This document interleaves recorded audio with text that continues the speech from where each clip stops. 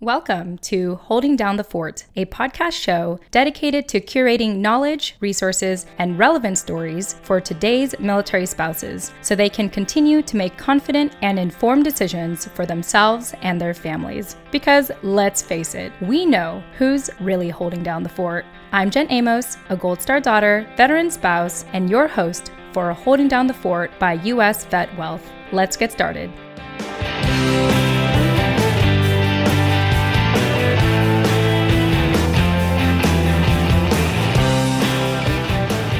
Hey everyone, welcome back to another episode of Holding Down the Fort Season 3. If you have been listening from the beginning so far, I really hope you've been getting a lot of value from the show. I have felt so different since the start of Season 3, and I think it's partly because of just the time I had between Season 2 and 3 to really reflect on how I want to show up for this next season. And I think this season, in my personal opinion, has a lot more heart and love for our community and bringing on people who are movers and shakers of our community today, whether it's of our community or for our community. I'm just really excited to bring them on, and hopefully you will benefit from what they have to say and what they have to share. So with that said, I'm really excited to bring on my guest today. She is an Army veteran, Gold Star spouse, which is very special for me because I am a Gold Star daughter, an Army spouse, as well as a life coach, yoga teacher, and speaker. Jennifer Ballou, welcome to the show. Thank you so much for having me, Jen. It's really an honor to be here today. Yeah, absolutely. And, also from one Jen to another, Jens are awesome. Yes, they are. We have the best name ever so much that it's so popular. I remember I think it was like 5th or 6th grade or something, there was like 6 Jennifers in my class. And so we would always have the initial to our last names. It'd be like Jennifer A, Jennifer G, Jennifer L. And I'm just curious to know, because Jennifer is such a common name, if you've experienced something similar. Oh, yes. I'm just nodding my head while you're saying that. Same thing. There were always so many Jennifers growing up.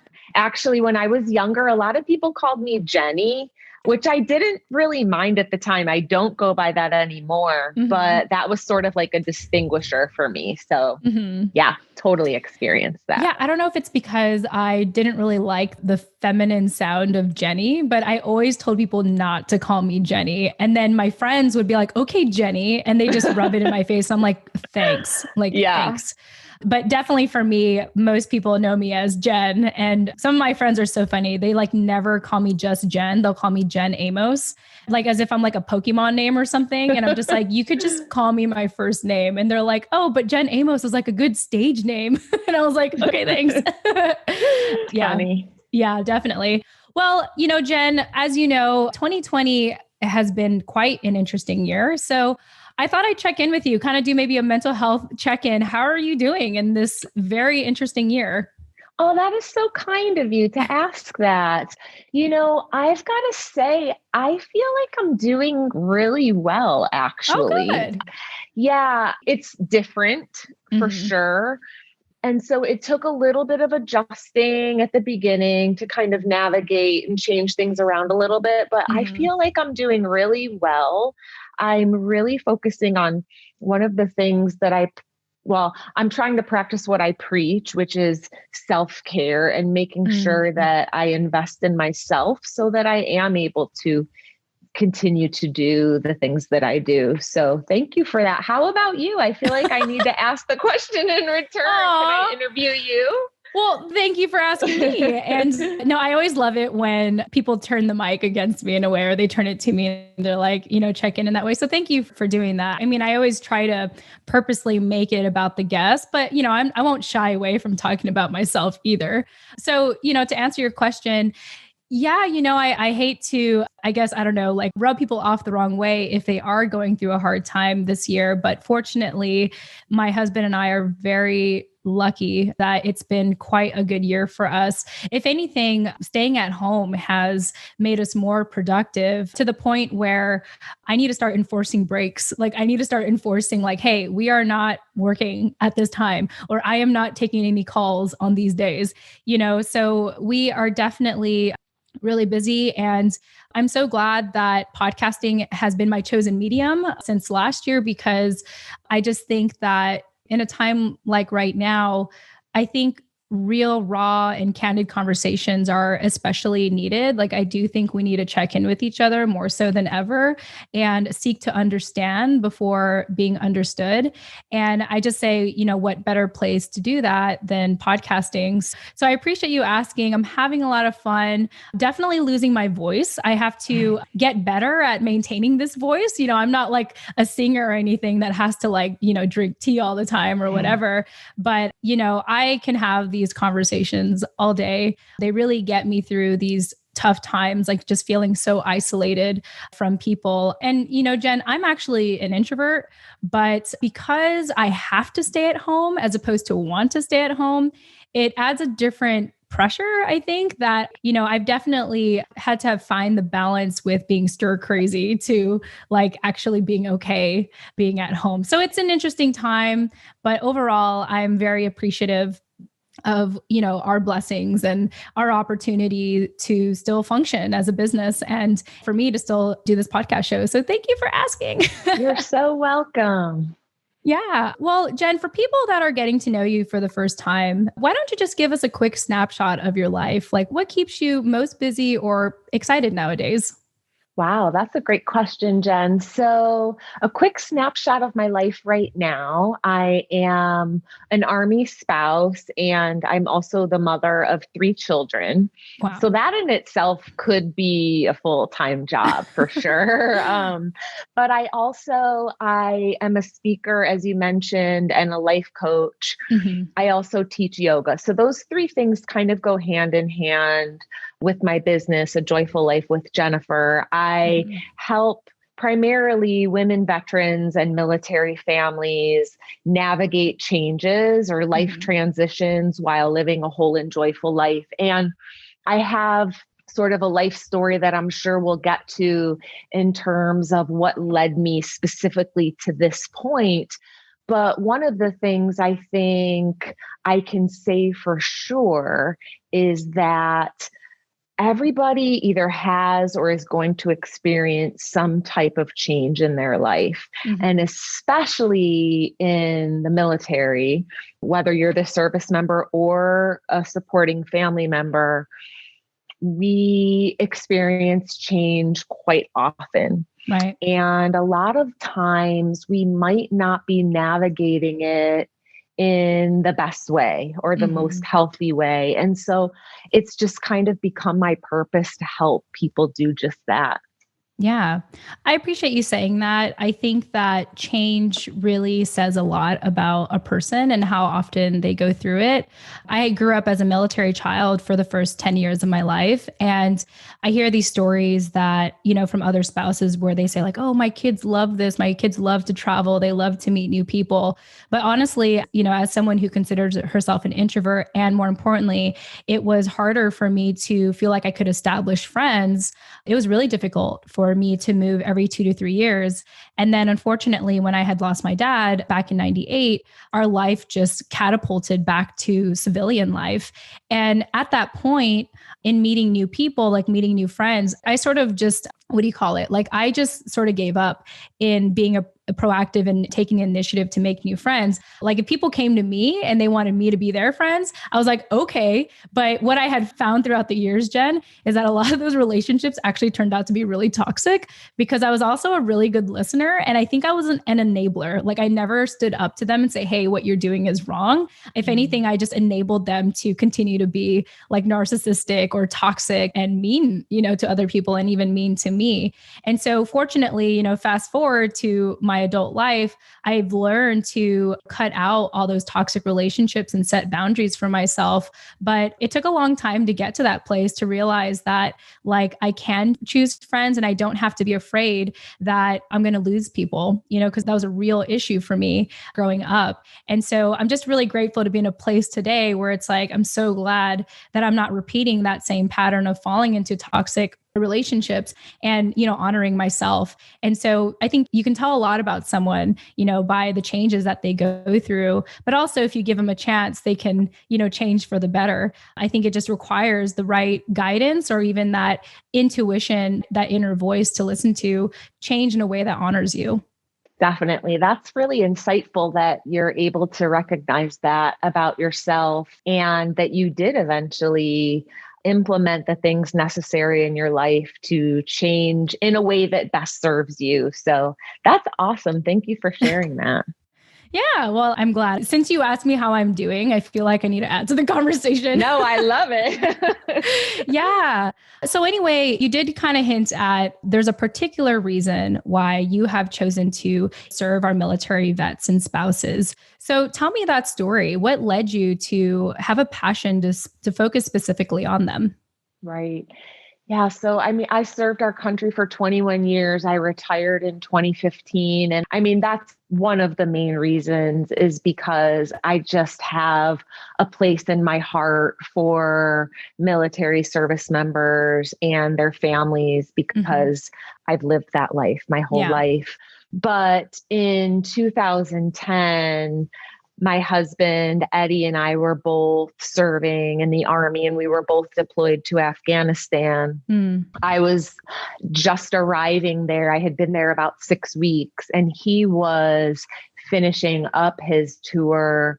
And the plan was that he would be back home with the kids a few months after I got there. Mm. And although he was an infantryman and had been deployed many times before, and we understood like what could happen, at least never in my wildest dreams, did I imagine that on June 24th of 2010, I would be notified that Eddie had been on a patrol and an IED exploded. Oh my goodness. And initially, when I was notified, he was alive. He had lost his left leg. Wow. And was being evacuated to the hospital. And so I was in a completely different part of the country. And so, people were jumping through hoops to try to figure out how to get me to where he was going to be. And I just remember it was a couple-hour plane ride. I just remember that plane ride thinking how different our lives were going to be now that Eddie didn't have one of his legs, but that Eddie was going to be that guy who was running the Army 10 miler and I would be by his side. And just, I never thought that when I got there, he wouldn't have made it. Wow. And unfortunately, it was minutes before his 35th birthday, he passed away. Wow. So, yeah, that's kind of like a very big defining moment in my life because, as you can imagine, everything changed. Yeah. So my priorities changed.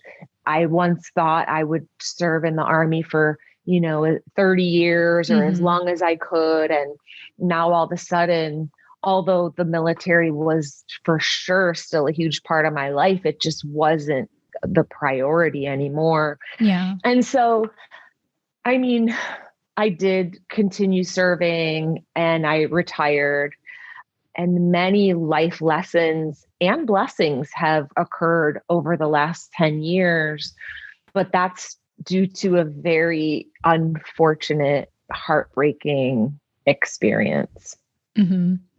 Yeah. Well, Jen, thank you for taking the time to explain in detail what happened. From one Gold Star family member to another, I'm sincerely sorry for your loss. I mean, minutes away before his 35th birthday. Wow. I'm at a loss of words, but just know that my heart goes out to you. It's never easy to lose someone, but there's also a different layer when you've lost someone while in active duty. I think it's something that you never forget. And I think that, at least for me, I think about how it created a lot of questions for me, like after it all happened, because we just catapulted back into civilian life. And you're just like, wait, what happened? Like that just happened so fast. So thank you for doing that. And I could tell you're really taking your time sharing that. So I imagine that wasn't easy. So thank you for doing that because, I think that we're a rarity, I think, in our military community. You think about the young couple, the young family that gets into the military, and it's so exciting. And you think about like the service and traveling and all that stuff, but there's also a lot of tragedy that comes around, and a lot of tragedy and sacrifice that could come of this military life. So again, thank you, for really diving into that and sharing in detail your story. You're welcome. Yeah. So, 10 years have gone by. Wow. That's crazy to think. A whole decade flew by. And as you have hinted, you've learned a lot along the way. So, for our military spouses and families that are listening to this, what are some major lessons that you would like to share with us that you had learned in the last 10 years? Right. Oh, wow. There's a lot of them, but if I had to pick a few, one life lesson that I would share is something that I actually learned from one of my favorite authors, speakers. She calls herself a storyteller, Brene Brown. Are you familiar with her at all? I am. Yeah. Yeah. So many years ago, probably about 2 years after Eddie died, a friend introduced me to her work. And something that she says really just resonated with me. And it's something along the lines of, if you don't allow yourself to feel the tough emotions, the emotions that we don't want to feel, then you're never going to be able to fully experience the feel good, the positive emotions. Yeah. And that was it when I heard that, and I'm totally paraphrasing it, but that's the gist of it. When I heard that, it was just like, wow, because I was at a point in my life where I hadn't dealt with the death of Eddie in a very productive way.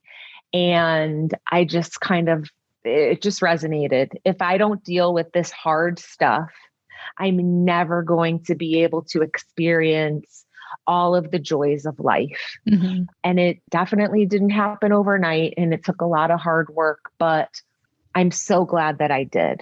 I sought the help that I needed, and I did the hard work. And I'm a firm believer in that is one of the things that led me to being able to experience all of the beauty that I do today.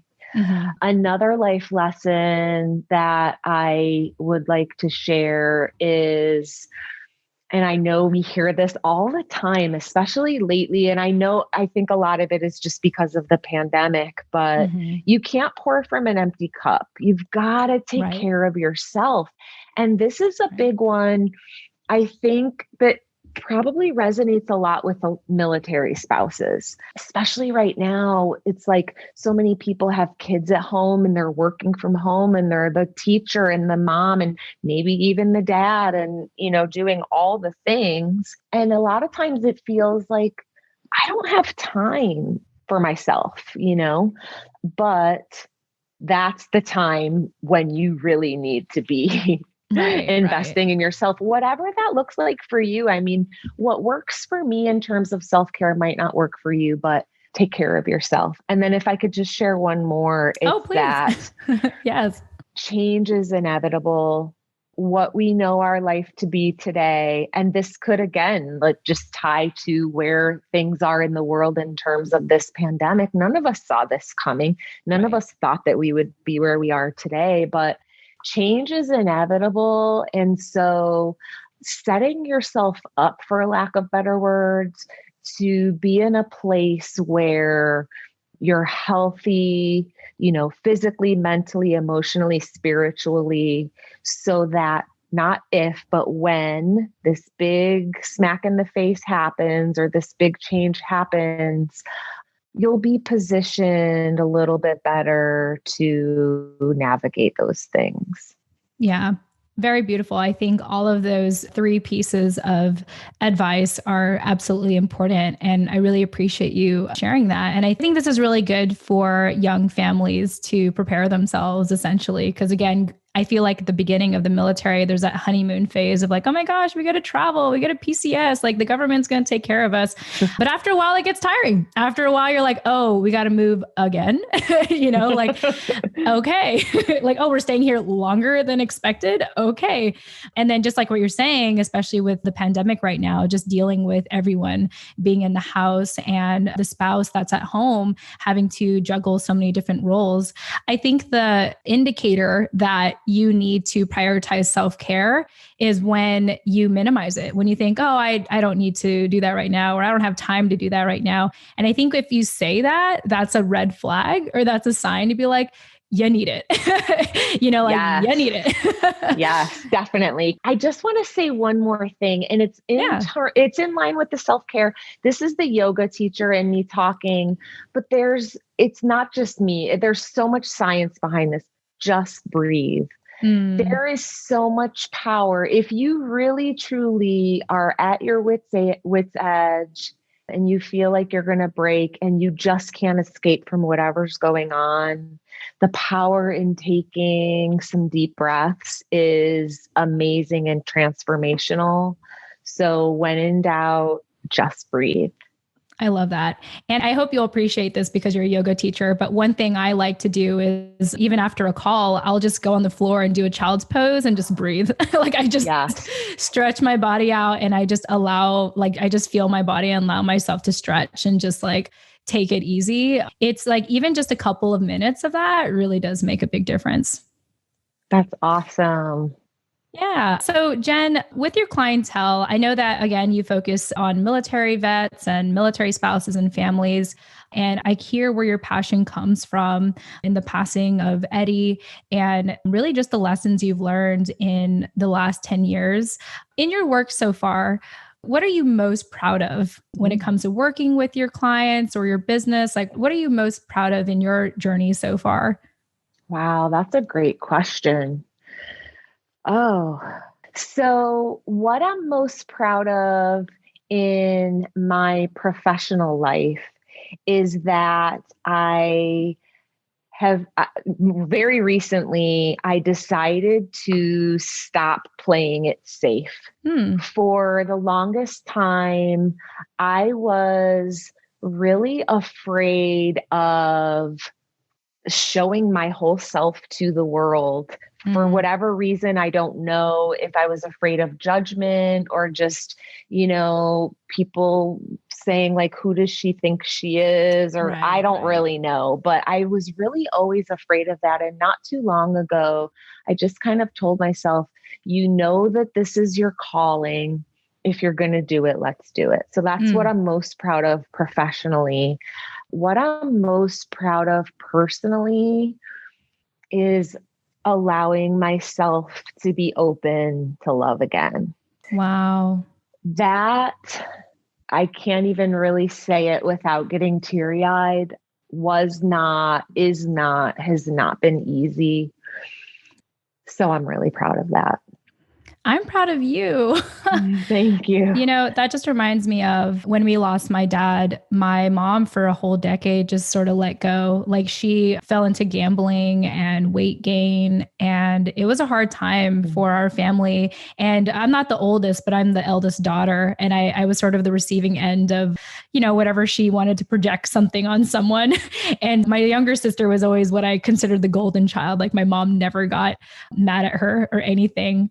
But, it really took her 7 years. I remember, because I think I counted, it took her 7 years before she started dating again. And let me tell you, I was not happy about that. But eventually in time, I got to realize, I was like, you know what? Someone needs to take care of mom. Someone needs to love mom. And I'm not going to fill in that role, obviously, for her. I can't protect her forever. I can't say that she's mine. And, this person will never replace dad.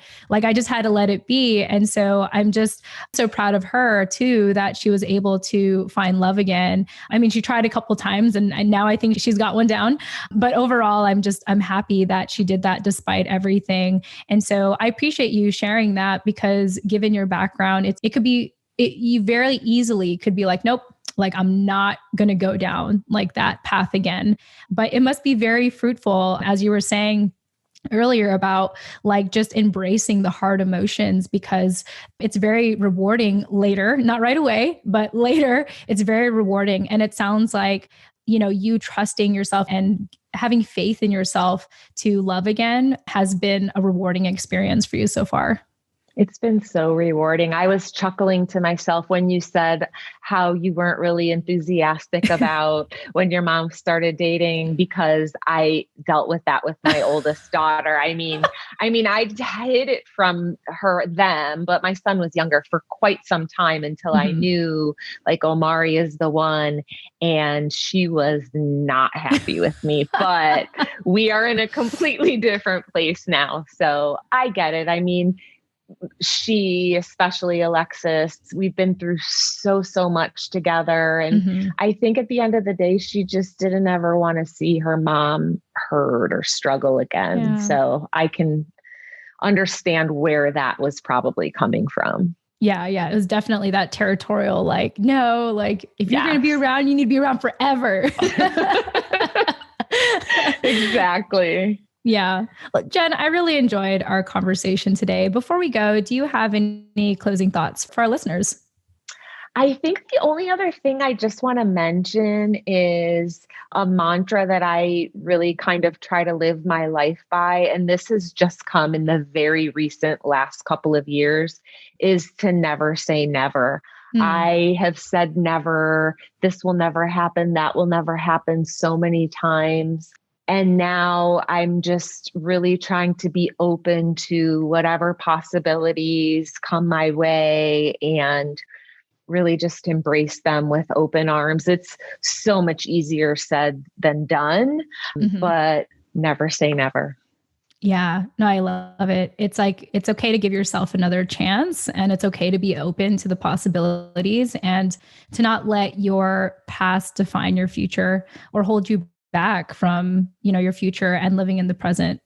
Well, Jen, again, I've really enjoyed our conversation today. It's refreshing, I feel like in a bittersweet but beautiful way, to speak with another Gold Star family member. So thank you for being on our show. This will be provided in the show notes. Why don't you tell people verbally how people can find you online?